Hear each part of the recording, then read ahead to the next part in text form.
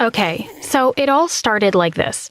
My mother, who I thought was dead, resurfaced into my life after 18 years. Quite a lot, right? Yeah, I know. And obviously, there's a whole crazy story behind it that I'm sure you want to hear. But before that, now that I've got your attention, just a quick reminder.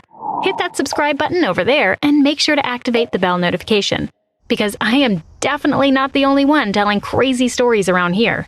Okay, now, back at it. What was I saying already? Oh yeah, my dead mother, who is not so dead but actually very much alive. So I had a relatively peaceful life, like any regular teenager of my age. I was living only with my dad. Unfortunately, I never got the chance to meet my mother. She died a few days after I was born in a tragic car accident. Or at least that was the official version of my life until I turned 18 years old. My dad raised me well. I was surrounded with love and he always provided me with everything I needed. But as much as he loved me, he also betrayed me. Why?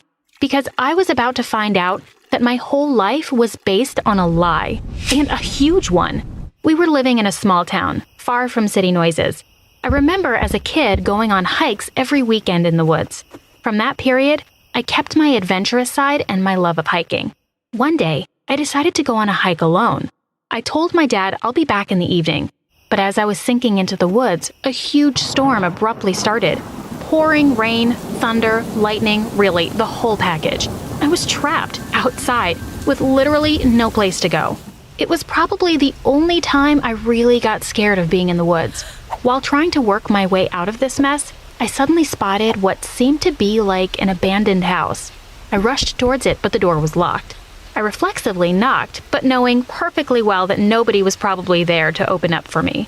Well, turns out I was wrong. As I was walking backwards trying to figure out my fate, I heard someone yelling, "Hey, you, over there! Come here! Come back! Hurry up, it's not safe outside right now!" I run back and I got into the house. A woman welcomed me. "Oh my God, you must be freezing! What are you doing alone in the woods?" she asked. "I like hiking. I live not so far from here, so I know the place. But the weather took me by surprise," I answered. "Do you live here?" "Yes, for 18 years now." How can she live in this place? I thought. The house was cold, dark, and very dirty. You know, like those shacks you find at the back of a yard and never go in because you're afraid that some monster might be living there or something? Well, that was exactly like that. Really unsuitable place to live.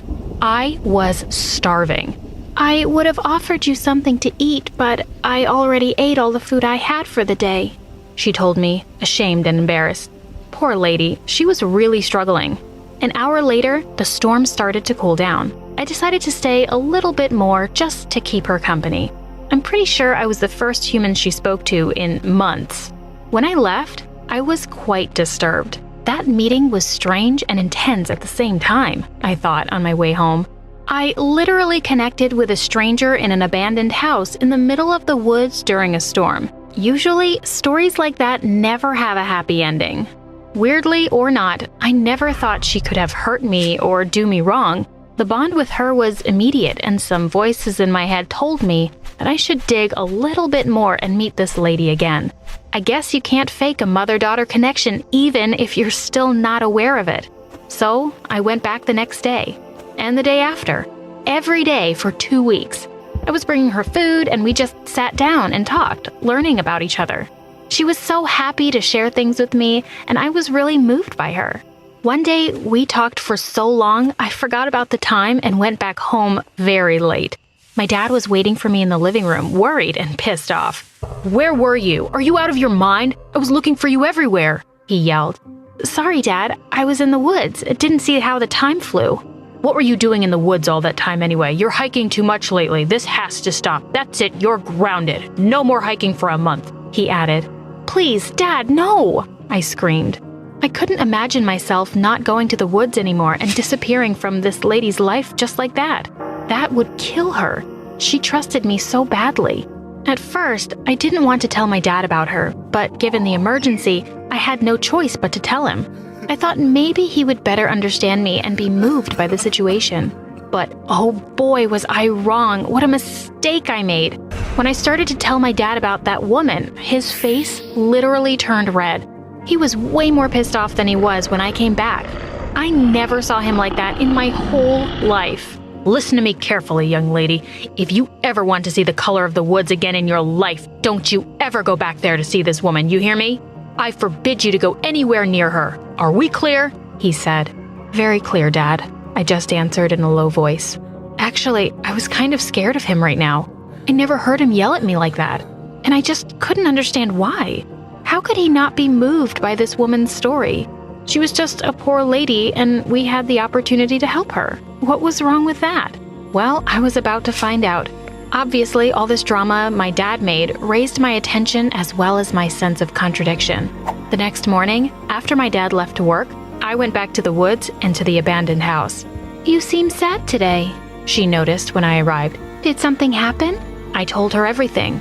That I was supposed to be grounded, my dad's reaction, everything. Then her face turned red, just like my dad the day before. What's wrong with adults, for real? It all makes sense now. It all makes sense, she kept repeating out loud. What? What makes sense? I don't understand. She stopped for a minute and looked at me right in the eyes.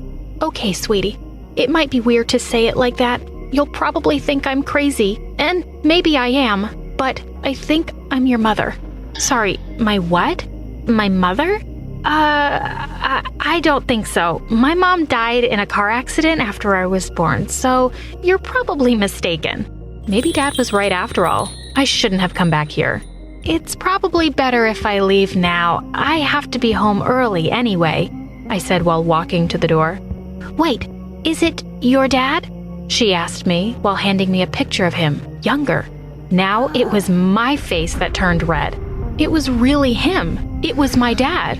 Hold on. How is it possible? How do you know my dad? And how can you be my mother? I asked. And then she told me everything. The truth. The whole truth. And nothing but the truth. It turns out my dad kidnapped me from my mother at the hospital just after I was born. Well, he didn't totally kidnap me because he informed the hospital while leaving with me. He told them my mother was psychologically unstable and that he was scared for our own safety. After that, she was completely lost and disoriented. She had a few jobs here and there, but she never fully recovered from what my dad did to her. That's why she ended up in this abandoned house. I told her my version of the story, the car accident version.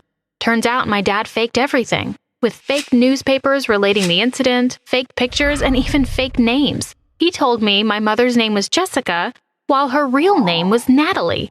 My whole life has been built on a lie so far. I couldn't believe it. But why would he do that? Why did he run away with me and abandon you? I asked. A few weeks after he disappeared, I learned on the news that he inherited a huge amount of money. Money that he obviously didn't want to share with his spouse, I guess. Wow. So all of this just because of money? Unbelievable. We did have money, that's a fact. But how can you sacrifice and destroy the lives of your loved ones just to protect your fortune? That's ridiculously crazy. Okay, wait, one last question, I added. How did you so quickly know that I might be your daughter? I mean, I just told you that my dad didn't want me to come here, but it's not like it's a big hint or something. She told me my dad and her met once, a few years ago, in the woods as well. He was hiking, passed near her house, and they just exchanged looks. But both knew who the other one was. Also, when she met me, she noticed a birthmark on my left hand, exactly the same as her, and it was her only memory of me after I was born. Now that I knew I had a mother, I couldn't be silent anymore. We had to do something. Take revenge on my dad for separating us. Mom, we have to do something. I will not let you stay here without taking revenge for what Dad did to you. We have to make him taste his own medicine. But how? She asked. I have an idea. I knew a couple of things about my dad, obviously. 1, he has money. And 2, he is a player. He loves women. Mixing these 2 things up, and you can easily touch his weakest spots. So we started plotting against him. All we had to do first was to get my mom a total new look so my dad can't recognize her, and then make her flirt with him. Again, just like the good old days, I guess. After a good haircut and hair dyeing, she was fully ready to go on our mission. I told her all the little details I knew about my dad that would make the difference, so she can seduce him properly and make him fall in the trap of love. After a few dates, that was a wrap. My dad was in love. He told me he wanted me to meet her. God, that was serious. So far, the plan was moving on perfectly. My mom went home for an official presentation dinner. God, it is so funny to even say this sentence. At the end of the dinner, as I was bringing out the dessert to the table, I saw my dad bending on his knee, asking my mother to marry him again. And technically to become my stepmother. I guess that makes her twice my mom, right? God, that situation was awkward and funny. She said yes, obviously, in case you were wondering. And now begins the fun part. My dad was pleasantly surprised by the connection between me and my soon-to-be stepmother. "I didn't expect you to get along so well with her," he told me. "I'm impressed. And happy, of course. We are going to form an amazing family," he added. As the wedding day was approaching, my mother started to freak out a little bit. "Are you sure this is going to work? You know what he is capable of if he finds out the truth. I won't be able to go through this again." "Don't worry, Mom. Everything is going to be fine. I know Dad better than you do. I told you that I was going to protect you and get your revenge, and that's exactly what is going to happen."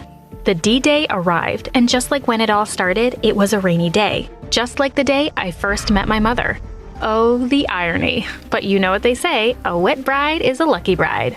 Well, it couldn't have been more true. The wedding went well. The groom and the bride were lovely.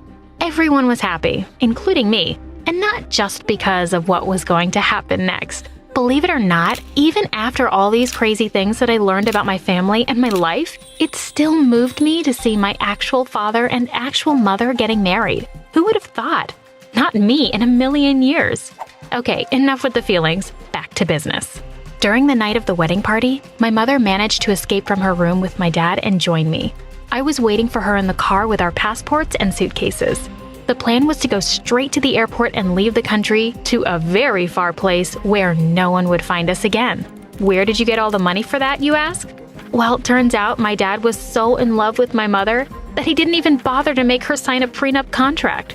So technically, she was the owner of at least half of his fortune. And this was without including all the real estate and some of my dad's companies that she was automatically the co-owner of. So yes, we were rich. We just took what was ours and left, and ruined my dad. Before leaving, my mother left the key of her abandoned house on my dad's desk, just in case he needed a new place to stay, you know. That's how you get revenge.